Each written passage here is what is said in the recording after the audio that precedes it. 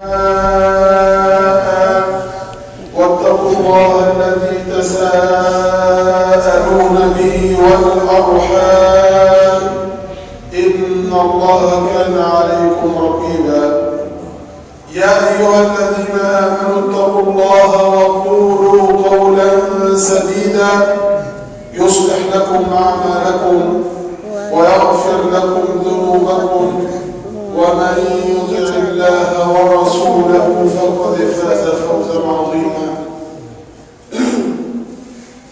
أما بعد فإن أصدق الحديث كلام الله تعالى وخير الهدي هدي محمد صلى الله عليه وسلم وشر الأمور محدثاتها وكل محدثة بدعة وكل بدعة في الدين ضلالة وكل ضلالة في النار. أيها المسلمون الكرام، تعالوا بنا لنقف سريعا في هذه الدقائق المعدودات مع الابتلاء. الابتلاء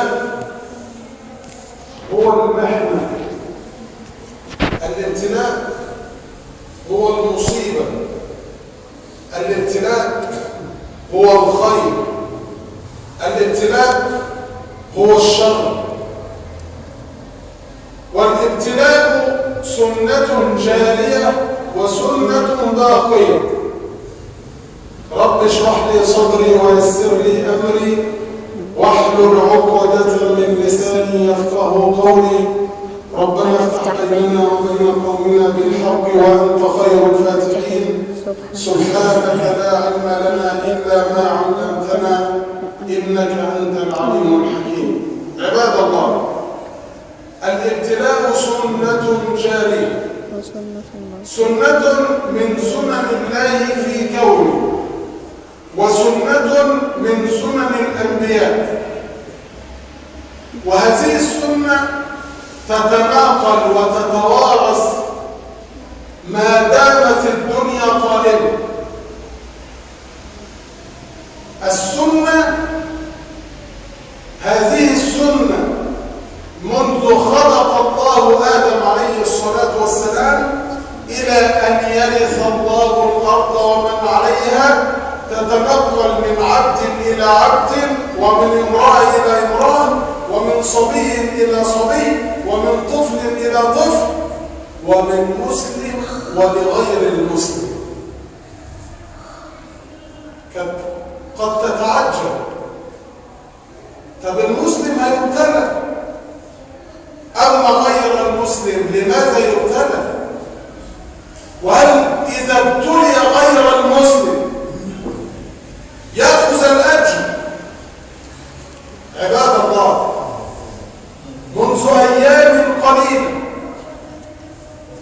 كان مولد النبوي صلى الله عليه وسلم، وكثير من الناس يقول لك المشايخ دي ما بتحبش مولد النبي صلى الله عليه وسلم. ليه يا عم ده ما بيحبوش المشايخ مولد النبوي ليه صلى الله عليه وسلم؟ ده هم أشد الناس حبا للنبي صلى الله عليه وسلم. ولكن عليكم بسنتي، عليكم بسنتي، قال النبي صلى الله عليه وسلم، وسنة الخلفاء الراشدين المهديين من بعدي، عضوا عليها بالنواجذ. والله لقد ذهبت إلى بلد ما، فحينما دخلت هذه البلد اتخضيت. ناس جمع غفير ورقص وطبل وزمر وأغاني وما شابه ذلك. فوقفت عند رجل وسألته هو في ايه؟ قال لي انت ما تعرفش؟ قلت له لا ما اعرفش. قال لي النهارده مولد النبوي صلى الله عليه وسلم. فتعجبت في نفسي، النبي صلى الله عليه وسلم يرضى بهذا؟ يرضى بالطبل والاختلاط والزمر والرقص؟ هل جاء النبي صلى الله عليه وسلم بهذا؟ هل أوصانا بهذا؟ أين نحن أيها المسلمون؟ أين أنت من مولد النبي صلى الله عليه وسلم؟ تروح تصوم كل خميس، تصوم الاثنين في مولده، وتصوم الخميس تشكر ربنا. أين أنت في الثلاثة أيام البيض؟ أين أنت من صيام النبي صلى الله عليه وسلم لتحتفل بميلاد النبي صلى الله عليه وسلم؟ أين أنت من قراءة القرآن كما كان يقرأ النبي صلى الله عليه وسلم؟ أين أنت في قيام الليل؟ أين أنت في الدعوة إلى الله عز وجل؟ أين أنت في تطبيق سنة النبي صلى الله عليه وسلم؟ وتقول لي أصل المشايخ دول ما بيحبوش مولد النبوي. هل المولد النبوي يكون بالحلوى؟ يكون بهذا التمثال ما يشبه التمثال العروسة والحصان؟ هل هذا هو المولد النبوي صلى الله عليه وسلم؟ أوصاك الله به في كتابه وأوصاك النبي صلى الله عليه وسلم في سنته؟ ما هذا أيها الكرام؟ هذا ابتلاء، هذا بلاء من الله عز وجل ليختبر المسلمين. هل أنت هتدافع عن دينك؟ هتدافع عن سنة النبي صلى الله عليه وسلم؟ هتدافع عن القرآن؟ هتدافع عن النصوص المقدسة في القرآن وفي السنة؟ أم أنك يا عم ما تحبكهاش يا عم الشيخ برضه، يعني ساعة وساعة، ساعة وساعة، ساعة نعبد ربنا وساعة نرقص فيها.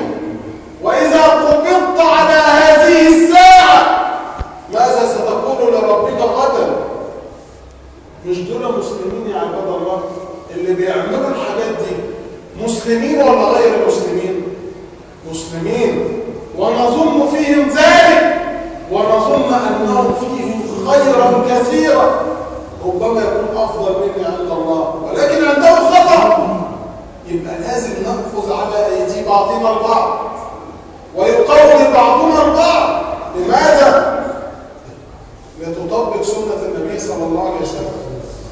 أم إنك تتباعد عن سنة النبي صلى الله عليه وسلم بالبدع والخرافات؟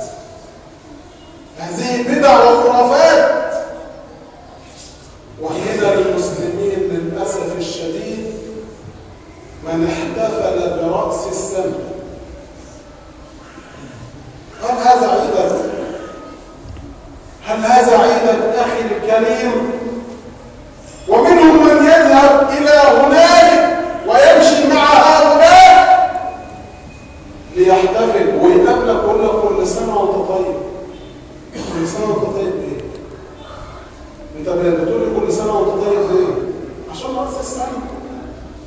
رأس السنة إحنا عقلنا راح فين يا جماعة؟ وديننا راح فين؟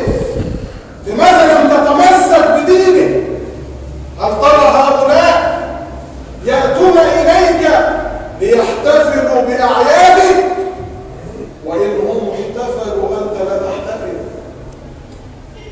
نعم نعم يا عباد الله، هذا بلاء من الله عز وجل على المسلمين ليختبر المسلمين، ليختبرك في دينك. هل تدافع عن دينك أم تضيع الدين؟ البلاء كثير والبلاء يتنوع. تارة يأتي في الدين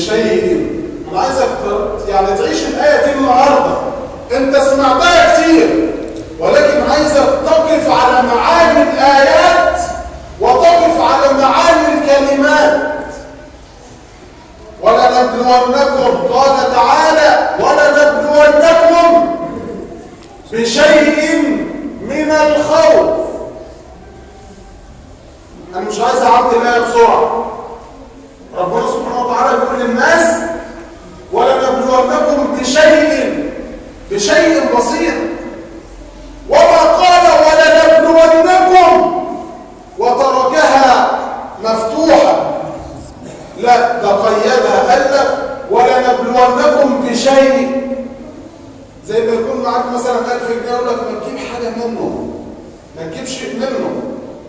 لما يكون معاك عماره اقول لك ما تديني شقه، لما يكون معاك قطعه ارض كبيره اقول لك ما تديني 5 متر.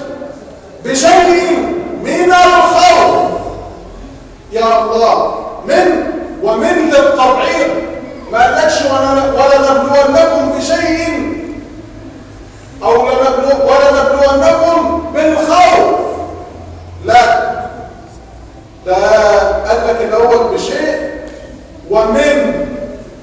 بسيط، ومن للتبعيض بيبعد الخوف خالص، وبعدين يقوم يفزعك بحاجات بسيطه. ولا نبلونكم بشيء من الخوف، يعني ايه؟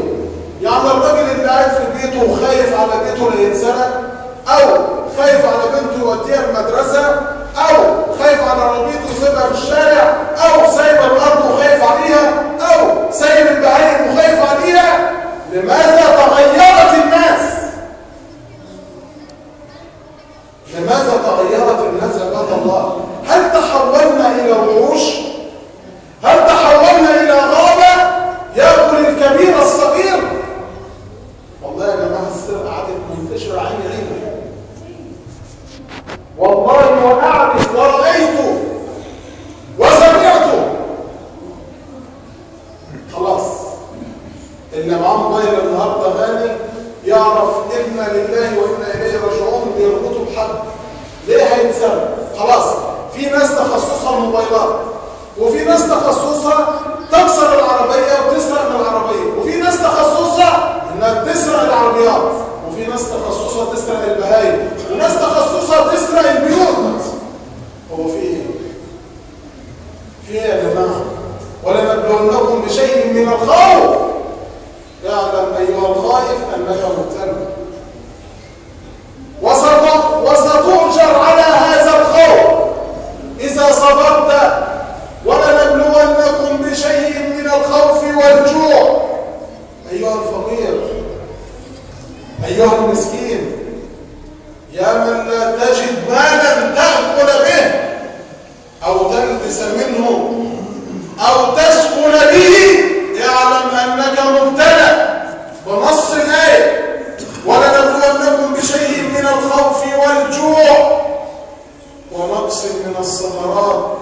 يا الله، انظر ربنا سبحانه وتعالى يقول لك كل مره من ونقص من الثمرات. الثمار، ما هي الثمار؟ الثمار انت راجل زرعت الارض وربنا سبحانه وتعالى اداك الارض كلها، وجي في جزء كده اكلت هذا الزرع او الارض او ما شابه ذلك. طيب يا اخي هو اداك 75% وابتلاك في ربع، ابتلاك في 10، ابتلاك في 5، واذا ابتلاك في الكل فعليك ان تصبر. فانت ترى الايه الان وبشر الصابرين. طب مين هم الصابرين يا رب؟ الذين اذا اصابتهم مصيبه، نعم البلاء مصيبه، نعم سماه القران بمصيبه، ولكن هو مش مصيبه، خلي بالك، عشان واحد يقول لك ده القران قال كده، ده ربنا قال في القران، ده هو مصيبه بالنسبه لك فسماه بمسمياته لتعلم انه مصيبه، ولكن ربنا ابتلاك وهذا خير.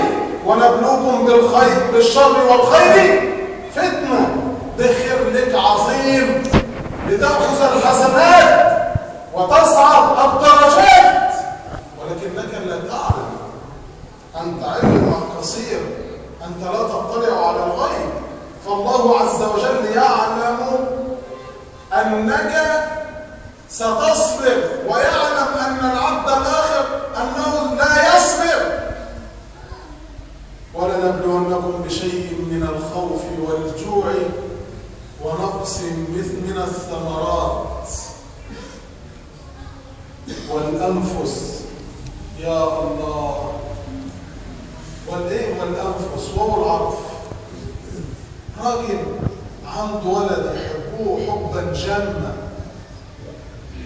وفقد هذا الولد، وقد سمعته بأذن لتعلم أن هناك كلام كفري وأنا لا أقول إنه مصيبة. خلي بالك، اللي على البر شاطر نعم، اللي يده في الماء مش زي اللي في يده في النار نعم، الذي وقع به المصيبة يحترم، وأنت تنظر إليه وتقول له خلاص مش مشكلة الفرصة اللي راحت، مش مشكلة الولد اللي راح، مش مشكلة الزوجة، هو عامل في نفسه كده ليه؟ لا، اوعى تقلل من المصيبة. وخذ هذا الحديث، النبي صلى الله عليه وسلم حينما مر على امرأة وقد مات ولدها وهي تبكي عند قبره، فقال لها النبي صلى الله عليه وسلم: يا امرأة اصبري، يا امرأة اصبري. قالت: إليك عني، وهي لا تعرفه، إليك عني فإنك لم تصب بمصيبتي. هي دي القضية. الإنسان لما بيقع في مصيبة اللي قدامه شاطر وعاقل ورصين، وترى هذا تائه ضايع لا يعلم أي شيء، خلاص دماغه مش موجودة الآن. ولذلك واحد من اللي عايزين يقول له: يا عم ما نعمل كذا، يقول له: طيب ماشي اعمل. هو مش عارف يفكر، طب نروح لفلان، ماشي. والتاني قال له كذا وكذا، ليه؟ ما بقتش شاطر. ايتها المرأة اصبري ولك الجنة. قالت: إليك عني فإنك لم تصب بمصيبتي. ده انت ما ماتش ابنك. فولى النبي صلى الله عليه وسلم وأخبروا هذه المرأة إنه النبي صلى الله عليه وسلم، فذهبت إلى بيته مسرعة. قالت: يا رسول الله لا أعلم أنك نبي الله. هي بتقول إيه بقى؟ بتقول: فذهبت إلى بيت النبي صلى الله عليه وسلم بأبي وأمي وما رأيت بوابين. يا الله، وما رأيت بوابين فدخلت عليه. انظر إلى الحكمة الأخرى. حينما ذهب هذا الرجل الكافر إلى عمر بن الخطاب فسأل عنه، فوصفوا له أنه ينام هنالك تحت شجرة، فذهب إليه ورأى عمر قد توسد نعاله، جاب الحذاء بتاعه وحطه تحت دماغه كده ونايم تحت الشجرة. فنظر هذا الرجل: أين الحراس؟ أين البوابين؟ أين كذا وكذا؟ فيقول: إيه؟ حكمت يا عمر، فعدلت فأمنت فنمت يا عمر. انت لو ما فيش أمانة تعرف تنام؟ لو ما فيش عدل تعرف تنام؟ فقالت هذه المرأة: فدخلت إلى بيتي فلم أجد بوابين، فقلت: يا رسول الله إني لا أعلم أنك رسول الله. قال: بقى وده الشاهد وده اللي أنا عايزك تحفظه. إنما الصبر عند الصدمة الأولى. ضاعت الفلوس، إنا لله وإنا إليه راجعون. اللهم اجرني في مصيبتي واخلف لي خيرا منها. ضاع الولد، إنا لله وإنا إليه راجعون. اللهم اجرني في مصيبتي واخلف لي خيرا منها. ضاعت الثمار، ضاعت البهائم، سرق البيت. هو ربنا مش عارف ان جوه هيزعلك؟ عارف، ولكن هذا ابتلاء من الله عز وجل. ولنبلونكم بشيء، وركز، بشيء من الخوف والجوع ونقص من الثمرات ونقص من الايه؟ من الاموال. ونقص من الاموال. ايها التاجر الكبير، يا صاحب التجاره، يا صاحب العماره، يا صاحب السيارات، اذا فقدت نقص من الاموال فعليك ان تصبر. قال لك نقص من برضه ومن التبعيض. وهذا الرجل السلفي حينما أجروا له العلاج فقالوا لابد أن تبتر رجلك. خلاص وصل الأمر إلى هذا الحد. هذا الرجل مؤمنا، هذا الرجل من السلف الصالح الهمة عالية. طيب هنديك حاجة تضيع عقلك، شيء من الخمر عشان ما تحسش. قال لهم لا، أنا بدخل في الصلاة اجروا العملية، تبطروا الرجل. فبطروا رجله، ولما أفاق مات ولد من أولاده. الناس مش عارفة تعزيه في ابنه ولا تعزيه في رجله. والنهاردة عباد الله إذا ما فعل بشيخ من الأشياء أو رجل من الصالحين أي شيء من هذا الابتلاء تقول لي إيه؟ أصل لو ربنا بيحبه ما كانش يعمل فيه كده. اتق الله، اتق الله، هذا بلاء من الله ويجري من عبد إلى عبد. ولا تظهر الشماتة بأخيك حتى يرفعها الله عنه ويبتليك. نعم أنت لا تدري ماذا يفعل بك. فلما عزوه في رجليه قال الحمد لله، أخذ واحدة وأبقى ثلاث، خلاني ايدين ورجل. والأولاد الحمد لله إنا لله وإنا إليه راجعون، أخذ واحدا وأبقى أربعا. نعم يا عباد الله، أين نحن؟ أين نحن من هذا الابتلاء؟ ولنبلونكم بشيء من الخوف والجوع ونقص من الأموال والأنفس والثمرات. طب وبعدين؟ وبشر الصابرين. مش أنا قلت لك إن الله عز وجل يبتلي العبد المسلم والعبد الكافر؟ نعم، ويبتلي العبد المؤمن والعبد الفاجر من المسلمين والعبد الفاسق. ولكن هذه الآية اللي تحدد موقفك. وبشر الصابرين. من هم يا رب؟ الذين إذا أصابتهم مصيبة قالوا إنا لله وإنا إليه راجعون. لما مات أبو سلمة قال النبي صلى الله عليه وسلم لأم سلمة: قل اللهم اجرني في مصيبتي واخلف لي خيرا منها. تعجبت أم سلمة، فكان معها زوج لطيف، فقالت: يا رسول الله أيبدلني الله بخير من أبي سلمة؟ أنت ممكن يبقى معاك نعمة تقول لي ما فيش غيرها في الدنيا، هي دي بس. لا، قال: قولي إنا لله وإنا إليه راجعون، اللهم اجرني في مصيبتي واخلف لي خيرا منها. فأبدلها الله بالنبي صلى الله عليه وسلم وتزوجها. أنت مالك أنت؟ ما عليك إلا التسليم، ما عليك إلا البلاغ، ما عليك إلا البذل، ما عليك إلا الأسباب. أنت مالكش دعوة النتائج هتبقى إيه؟ قال النبي صلى الله عليه وسلم: لو قامت القيامة. طب ده من قاعدة في حاجة بقى: وفي يد أحدكم فسيلة فليغرسها. فسيلة إيه؟ أنتوا عارفينه، النخلة. طب والقيامة قامت، أنا هغرس لإيه؟ القيامة قامت، هغرس لمين؟ وبيقولوا إن النخلة دي ما بين 30 و40 سنة ما تطرح. قال لك: أنت ما عليكش النتائج، أنت عليك الأسباب بس، اغرس ومالكش دعوة.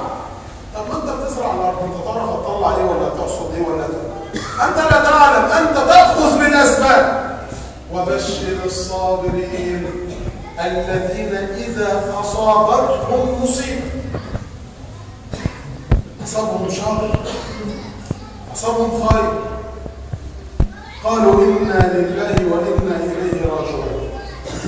قال تعالى ولنبلونكم، لا الآية الأخرى ونبلوكم بالشر والخير فتنة. واحد يقول لي بالخير والشر وأنا قدم الشر على الخير. طب الخير فتنة في إيه؟ طب هو ربنا سبحانه وتعالى مش عارف أنا هعمل إيه؟ طب ليه بيختبرني؟ هو ربنا سبحانه وتعالى عالم علم أزلي إن هو عارف إنني ما يضيع مني المال دون هجزع، أو ما يضيع مني المال ده هصبر. طب ما هو عارف. طب لماذا يبتليني؟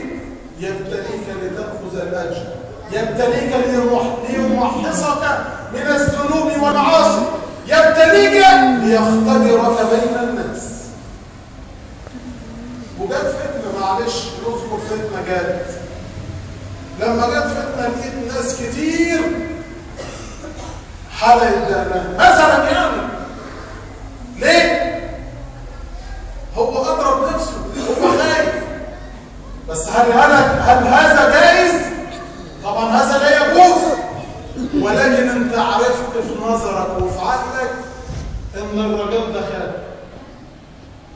خاف بقى على نفسه، خاف على اولاده، خاف على زوجته، هو اضرب بنفسه. يبقى انت عرفت انما ربنا عارف علم ازلي ليمحصك بين الناس ويختبروك بين الناس. طيب يعني الشر فتنة؟ وذكرنا. طب الخير فتنة فين؟ هو ايه الخير؟ المال. ربنا من عليك بالمال، هل تسخره في طاعة الله؟ هو ده سؤال. واحد يقول لك اما تروح له عامل مثلا فرحه صخب ورقص وزمر وما شابه ذلك، تقول له يا اخي اتق الله، هذا لا يجوز شرعا، مش مكروه كمان او مستحب او ما شابه ذلك، هذا لا يجوز، بل انت تحارب الله بمال الله. العجيب انه مال الله. يقول لك يا عم انا فلوسي وانا حر فيها، وانت جايب لي حاجه؟ اللي جايب لي حاجه ياخدها. لا، ده ربنا اللي جايب وهياخدها، لان انت لما تتحدى الله بنعمه قلما ان تعود مره اخرى، لابد ان تزول في وقت من الاوقات وان طال الزمان. نعم، لان هذا المال مال الله. دخل النبي صلى الله عليه وسلم على عائشه فراى كسرة خبز، يعني محطوطه يعني زي مهمله، وقعت من شرطه او وقعت من ما شابه ذلك، فشال لقمه الخبز دي ونفضها كده وقال لها يا عائشه احسني جوار ربك. ايه؟ احسني جوار ربك، النعمه دي جارتك، احسني جوار ربك، قلما ان زالت تعود مره اخرى.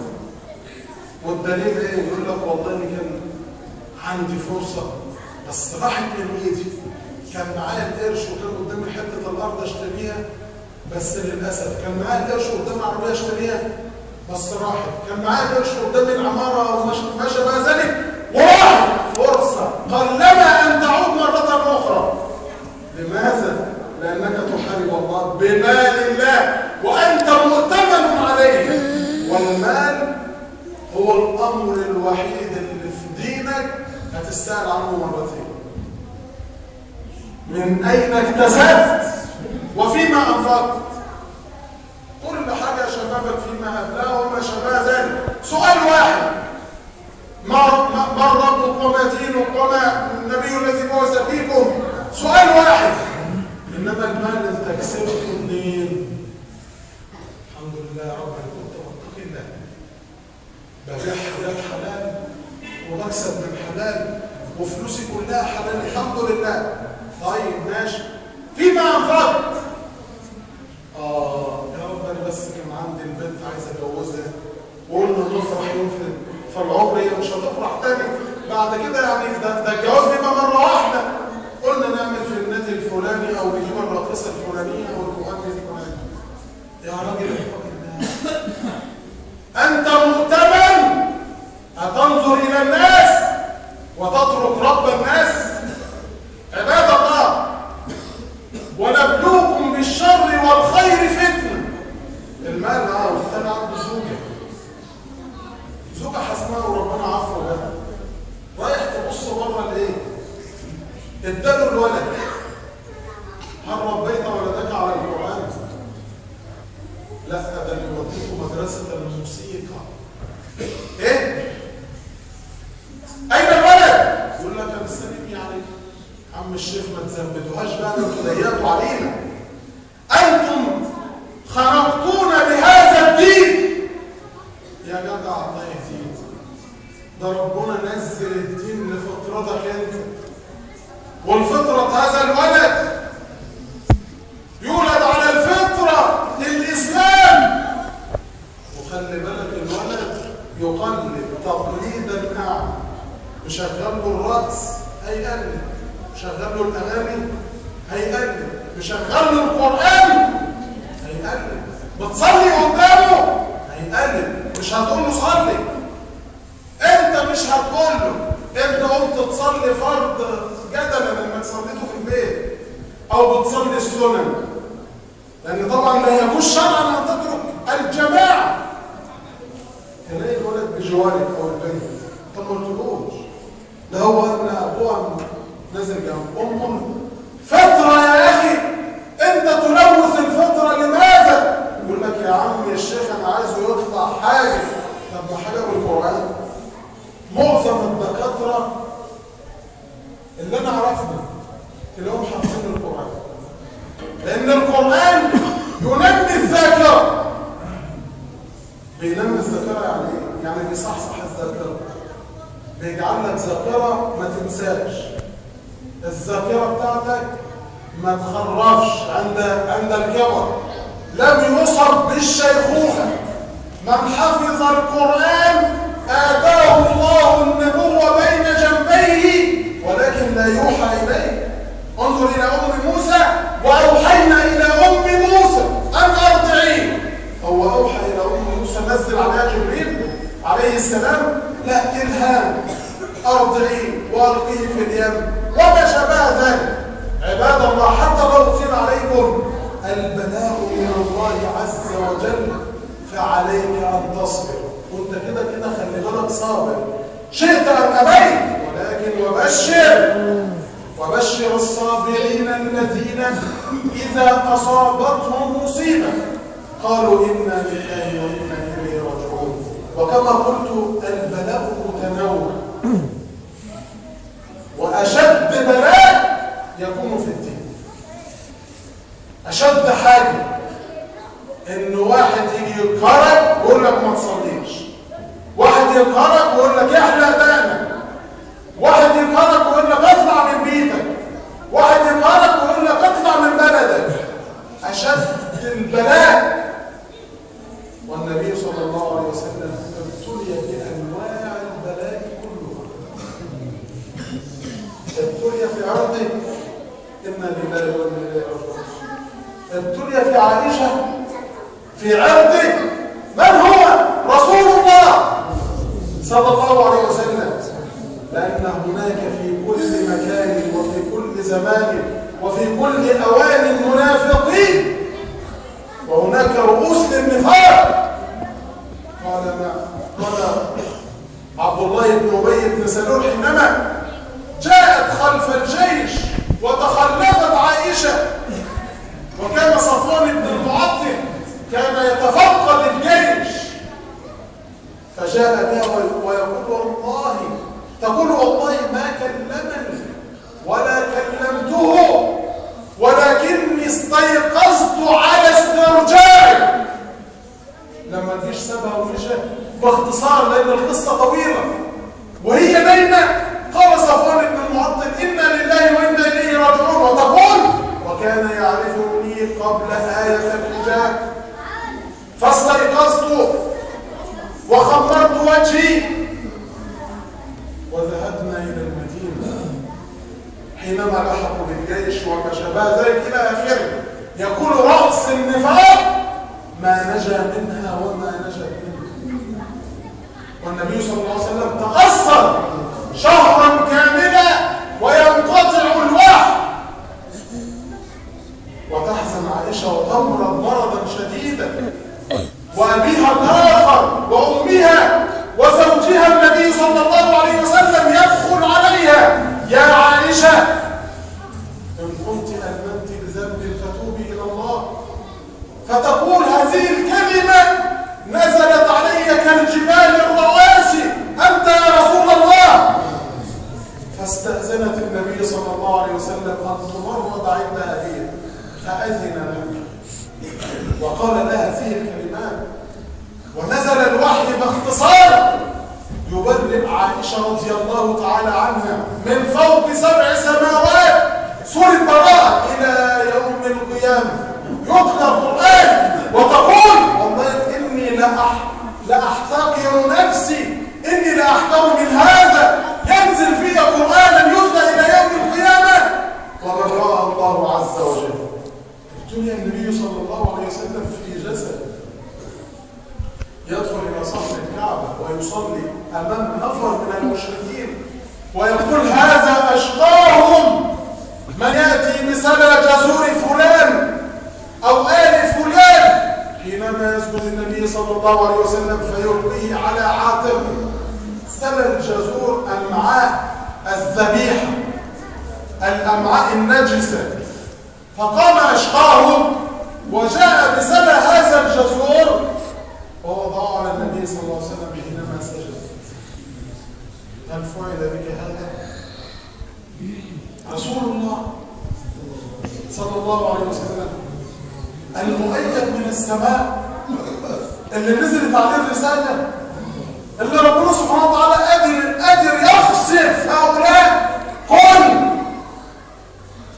يفعل به هذا، يبتلى، يؤذى في جسده، ويسجد النبي صلى الله عليه وسلم سجودا طويلا ويقول: أشقاهم من يأتي بفاطمة ابنة النبي صلى الله عليه وسلم لتنظر إلى أبيها. فقام أشقاهم وجاء بفاطمة وهي تبكي على أبيها. فكان النبي صلى الله عليه وسلم يحب فاطمة حبا جما، فإذا دخلت عليه في مجلسه قام إليها وقبلها بين عينيها، قبلها من رأسها وأجلسها في مجلسه. اليوم ترى النبي صلى الله عليه وسلم يؤذى عليه قذرات نجاسات فين؟ في الكعبة. اللي قادر ربنا يسخط هؤلاء فتزيل هذه النجاسات عن النبي صلى الله عليه وسلم، ويقوم النبي صلى الله عليه وسلم ويفرغ من صلاته وهي تبكي بكاء مريرا، فيقول: يا فاطمة لا تبكي يا فاطمة، فإن الله لا يمنع بك إن شاء الله. لا تبكي يا فاطمة، فإن الله لا يمنع بك، والله يعصمك من الناس، والله يعصمك من الناس عصمة الموت لا يقتله أحد. ثم يرفع كف الضراع إلى الله عز وجل ولا تقلل من شأنه ولا تقلل من الدعاء، فالدعاء هو سلاحه. فيقول: اللهم عليك بعتبة، اللهم عليك بشيبة، اللهم عليك بكذا وكذا، وعد هؤلاء جميعا. يقول عبد الله بن مسعود: والله رأيتهم صرع يوم بدر قتلا.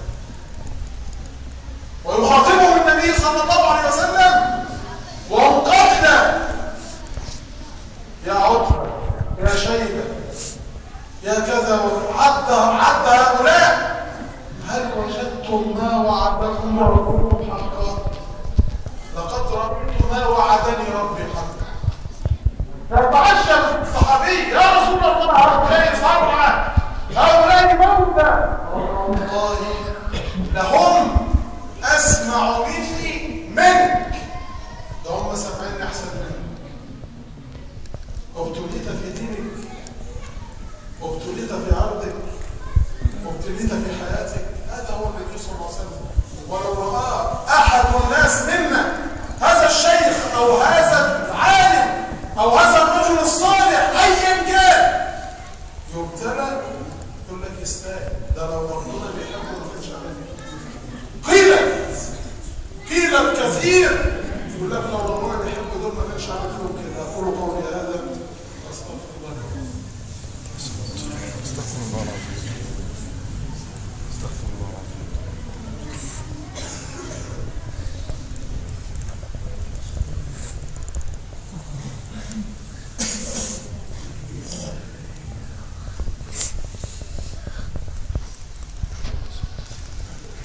إن الحمد لله نحمده ونستعينه ونستهديه ونستغفره وأشهد أن لا إله إلا الله وحده لا شريك له وأشهد أن محمدا عبده ورسوله. أما بعد، الابتلاء سنة جارية، سنة من سنن الأنبياء من أول آدم متنازل.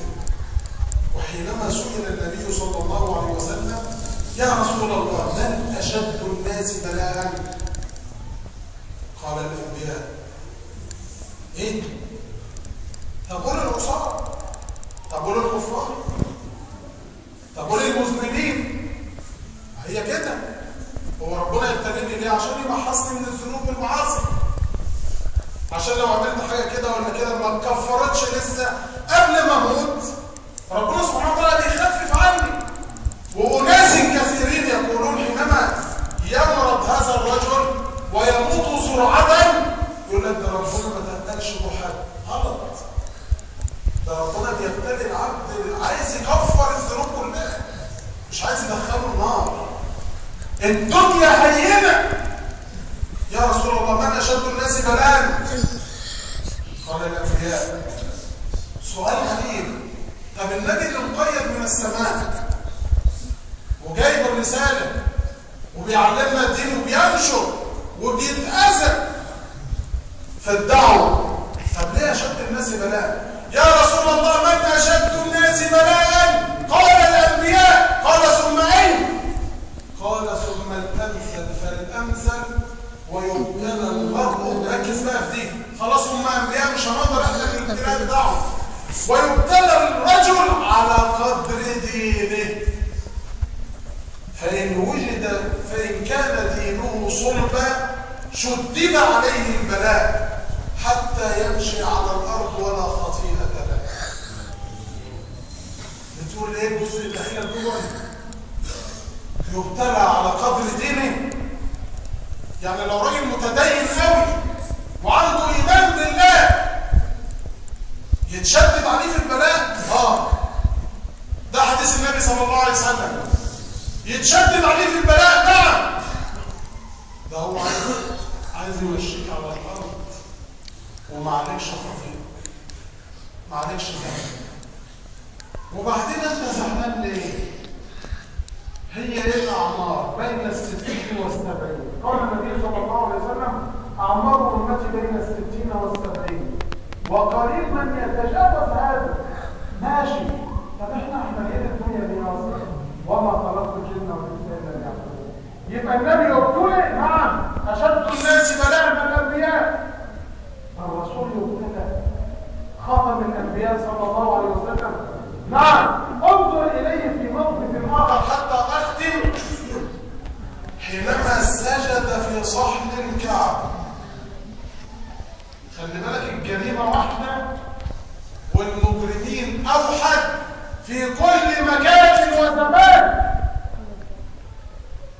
هو المجرم مجرم والمنافق منافق. عبد الله بن ابي بن سلول كان مع النبي صلى الله عليه وسلم في الغزوات، ولكن كان يخزن النبي وكان يقول ايه؟ والله لا يدخل المدينه. عبد الله بن ابي سلول المنافق يقول على النبي كده؟ نعم. يقول والله ما هو داخل المدينه ليعلم من الاعز ومن الاذل. طب مين اللي يقف له؟ مين؟ ابنه. ربنا يسخر ابنه اللي يقف له. نعم. فقال الابن راح لعبد الله بن ابي بن سلول، كان مسمي ابنه على اسمه. قال يا رسول الله إذا أمرت بقتل أبي فلا تأمر أحدا من الناس أن يقتله، وأمرني أبي فلا أقتله. ليه يا عبد الله؟ قال لك علشان المقابل الصحابي ده ما يبقاش في صدر حاجة، ما يبقاش في صدر حاجة منه، لأن أخويا وأخويا ده أحسن من أخويا في ذاك الوقت. ويروح عبد الله بن أبي بن سلول ليقف في أول المدينة ويحط السيف على رقبة أبيه ويقول له والله لن تدخله لتعلم من الأعز ومن الأذل. وبعت للنبي قال له يا رسول الله أمرني أن أقتل أبي. قال لا، حتى لا يتحدث الناس أن محمد يقتل أصحابه صلى الله عليه وسلم. نعم، كرمتك في كل زمان ومكان. أي اسمع النبي صلى الله عليه وسلم حينما سجد في صحن الكعبة وجاء رجل وخنق النبي صلى الله عليه وسلم وهو ساجد بين يدي الله، وكانت تنفس النبي صلى الله عليه وسلم أن تخرج ويجي أبو بكر الصديق ويزيل أمامه ويدفعه ويقول أتقتلون رجلا أن يكون رضي الله. فكلامنا ليه؟ مسلم واحد. أتقتلون رجلا أن يقول رضي الله، ويدفع هذا الرجل ويسجد النبي صلى الله عليه وسلم سجودا طويلا ويقوم صلى الله عليه وسلم وينتهي من صلاته. انظر ونختم بهذه القصة لتعلم أن الإسلام قادم ومنصور بي أو بك أو بغيري أو بغيرك، بنا أو بغيرنا. الإسلام إسلام ربنا سبحانه وتعالى. اوعى تخاف على الإسلام، بس خاف على نفسك واتمر بأمر الله وأمر النبي صلى الله عليه وسلم. إيه القصة دي؟ بيقول لك إن النبي صلى الله عليه وسلم كان في الكعبة ودخل عليه الأخبار. يا رسول الله، يا رسول الله، ألا تدعو الله لنا؟ ألا تستنصر الله لنا؟